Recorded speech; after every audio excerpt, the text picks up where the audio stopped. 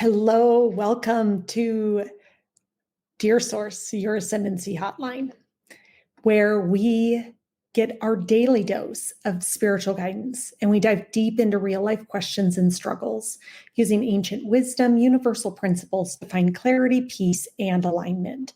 Whether you're navigating relationships, inner conflict, or seeking purpose, this is a space where we honor your journey with compassion, non-judgment, and insight, drawing from the universal laws of Course in Miracles, the Law of One, and the Hermetic Principles. We are here to help find answers, connect to your truth, and elevate your path to healing and growth. Now let's explore today's letter and connect with the wisdom of Source. So this letter reads, Dear Source, I'm curious about tarot and oracle cards lately, especially in terms of how they fit into a spiritual journey. I grew up in a deeply religious household, and I was always taught that the tarot is a tool of the devil, something dangerous that should be avoided at all costs. Those teachings stuck with me, and as I've gotten older and started exploring my own spirituality, I find myself wondering if there's more to it. I would love to understand how tarot and oracle cards work in the spiritual context. Are they really harmful, or are they just a tool for guidance and self-reflection? How do they fit into a broader spiritual practice? And what should someone be aware of if they're curious about using them? Sincerely curious but cautious.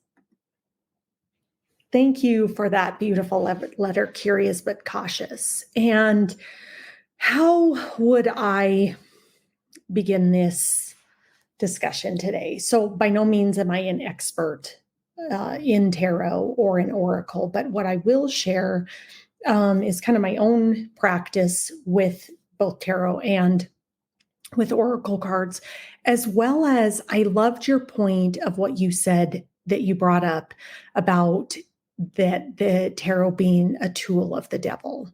So I think I want to start from that access point, is what Source is calling me to start with, is that there's only one force here. So the devil, quite honestly, is a construct of, I think, modern day religion. And even the Bible points to I want to say in Genesis, points to that there's only one force here. There's only God here. And even Albert Einstein talks about evil being the void of God. And I would also offer that the devil really is our ego. The devil is the illusion of the separate self that's keeping us out of our divinity. And it's not a negative force. It's not an evil force. We live in a binary universe. We live in a benevolent, friendly, loving universe. We don't live in a dualistic universe of good or bad, right or wrong. That's the ego. That's the ego's construct that we play with. And it's really fun to kind of delve into this topic, because I think you bring up a really just important point there of like, there's only one force here, and we are here to remain aligned with the divinity of ourselves and to be in right relationship with our divinity, which means everything in the universe we have a relationship with and we're acting in connection with.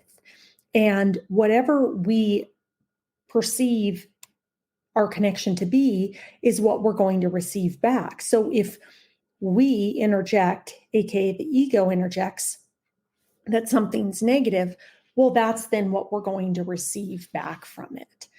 And I think tarot and the oracle, what I would share, are just tools for guidance. And what I would offer is there an opportunity to connect in with the energy in a different way and read it in a different way. And that's typically how I have used tarot or oracle cards, is to help me kind of ground in the energy that I'm feeling And what then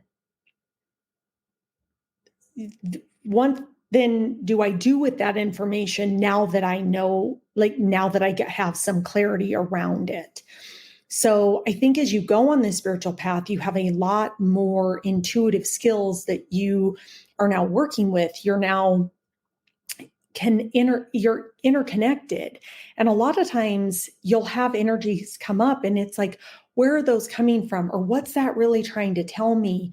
And I think that tarot and oracle cards can be used in a really benevolent way. Again, there is no such thing as good or bad. There is no such thing as right or wrong. There is just isness. And oracle cards in particular, I mean, there's thousands of decks out there, I'm sure, but they're typically bringing in a lot of either from the ones I've used or seen, really divine energies. And how do all those energies interplay with where we're at and what we're doing right now? So, like, here's one of the decks that I love. It's with Alana Fairchild. It's called the Medicine Heart Oracle, Shamanic Wisdom of the Divine Feminine. So, like in this, for example, like if you were to kind of use this deck, like if we were to say, God, source, universe, divine, give me one clear message that the collective needs to hear today. One clear message that the collective needs to hear today. And the card that came up is the Shaman's Mirror. Okay, beautiful card, beautiful imagery. All of this represents something. If you look at it, what does that mean to you? There's hummingbirds, which all have meaning, the rose, the woman, the clock, So if we were to go the number 34, what does that mean? I mean, everything is a meaning for something. But if we were to go then into the guidebook and read, which I'm not going to read the whole thing here on the, but what is it saying? So what that card tells us, and the message for the collective today is a pause to reflect lengthens the magical moments of liberation potential that occurs between action and reaction. In that moment, there's precious power to halt karma in its tracks. To access such karma clearing potency, slow down and look deeper. The dynamics happening around you are veiled pathways to better understanding the dynamics within you. Be patient and contemplative to understand what is taking place, what belongs to another and what belongs to you. Only you can realize what is being asked of you at a spiritual level. There is an empowered inner response to an outer trigger that will bring you peace while stimulating wise action on your part. So what a beautiful message. And actually, what a powerful message of what I just spoke to from Source about how do you discern and pick up on what is truly yours and what do you need to reflect on. And you have an oracle card that then comes through and reaffirms that. And there's many more pages on this, which is great. And every oracle deck is going to be different. But this one is going to share with you what are the more of the shamanic traditions, as well as what are the divine feminine energies. We do have two energies here. We have the divine feminine, which really is the emotion and the fertility and the reproductive energy. And then we have the masculine energy, which is more structure. And in this book in particular, it talks about like, what's your healing process? So if you pull this card, like how can you then use this as part of a healing ritual for yourself? So that's the power of an oracle card, is just like, I like to use them of like, what's the clarity? What do I need to know that I am not seeing? What's out of my purview? What is for the highest and greatest good that I need to know that I am hence picking up on or not picking up on. So they're a beautiful tool to just get better connected of reading energy. But I would also just add, I'm trying to think of the words that are coming through, sorry, of just not becoming over reliant. Like they are just a tool. And just like everything else, they can become very addictive. So if you feel like you can't tune in, how do you, again, what is your relationship with them? I want to use them when I feel like I need a little bit of clarity. Or is it like, oh my God, I've got to use these cards all the time and I can't function without them? And it sounds like curious but cautious. You haven't really played with them yet. So you get to determine how you want to be in right relationship with them. So that's something for you to just think about. But I use them pretty sparingly. Like if I need some clarity or what am I not seeing, or can you give me some guidance on this? Or am I on the right track? Like just to reaffirm that. But, if I pull them out a couple times a week to get guidance, that's where I'm at with it. And some people need more, some people need less. I would just again offer, how are you in relationship with them? If you're like, oh my gosh, like I can't exist without these and I need this guidance and I can't tune in, like that's a opportunity to maybe take a step back and go, how do I really trust my intuition? And is this card just confirming this, what I already know, and maybe puts it into words? The energy of what I'm feeling is now articulated in that. So that's the oracle card piece. And then the tarot card piece is, this is, they're the same. There's 78 cards. There's 22 major arcana. There's 56 of the minor arcana. There's different suites. The sword, which represents air. You've got wands, which is fire. You have cups, which is emotion. And let me think of the other one. Now I can't even remember it. And pentacles, which is more earth and would be representative of like more earthly possessions. So again, every card, every 78 cards, each have a different meaning and represent something different. And what I think these are good for is just, again, a read on energy. Like, what is the energy that is around the collective today? Universe. What is the energy around the collective today, universe?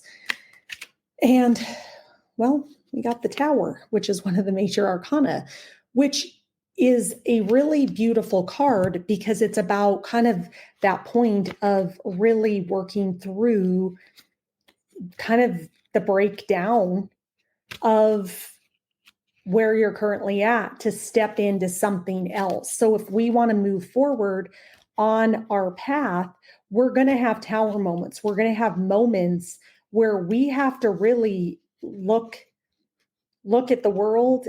We have to tear stuff down. We've got to have some upheaval in our world in order for us to really shift. So in this deck, which is by Karen Kranz, and it's the Wild Unknown, and it's one of my favorite, and this is the pocket edition. So they're small cards, which is great. But it says, when the Tower card appears, it's time to brace yourself for change. The well-rooted tree has been growing strong for decades. It's crashing down around you. Your world may feel as though it's literally falling apart and you don't see it coming. Even though this phase is painful and confusing, it will be over soon. You'll look back and feel grateful things changed course. You may even see it as a personal breakthrough in the end. So there, again, people, you'll be like, oh, this is a negative card. This is a positive card. They're all designed. Like the Tower is like, I am having a moment of like complete breakdown. I mean, if you saw the card, it was like a tree getting crashed and burning, like it's going to have to regrow and come into something new. So this is just another, like, reaffirms, like, okay, things might feel really chaotic in my world or in my space right now, but I'm going through this for the highest and greatest good of all. I have to kind of tear this down in order to step into the next version or the next level of myself. So tarot is another tool to just read the energy, and again, you can use this for all types of situations to gain clarity. And I would just continue to advocate you do your research, and learn what it is. But I think, again, we live in a friendly, benevolent universe. We live in a universe with one force, which is God. There is no evil. There is no devil. The devil is the illusion of us being in one with God. So if our ego is in the way, that is probably the devilish, sinful energy that Christian religions speak of, but there is nothing wrong with that. The ego isn't bad. The ego was designed for your safety and your protection. And as we evolve as a society, it doesn't have the same role or the same function. So thank you, curious but cautious. If you have any more questions about Oracle or Tarot, I hope to get a reader on to answer your questions, and maybe even share more. Like I said, again, I am not an expert. I just use them from time to time to help me kind of ground or get clarity on the energy and how I can move forward based on what I am picking up on and checking as a tool to reinforce what I probably already know. So I appreciate the question. Thank you again. And if you have more questions, please write them in. The link is always included where you can submit your letter, and I will answer it here live every Monday through Thursday. And I want to thank you again for joining us on today's episode of Dear Source, where we align with spiritual principles and we conjoin them with real world experiences. Remember, no matter the challenges you face, peace, clarity, and wisdom are always available when you connect with your higher self. If today's discussion resonated with you and you're seeking deeper personalized guidance, I invite you to book a private session with me. Remember, we can explore your spiritual path and unlock the answers you've been searching for. And if you're ready to connect with a like-minded spiritual community, join us soon in the Ascendancy Collective, where we support each other in our growth, healing, and ascension. You do not have to walk this path alone. Join us and let's rise together. Until next time, trust the process, honor your truth, and stay connected with Source.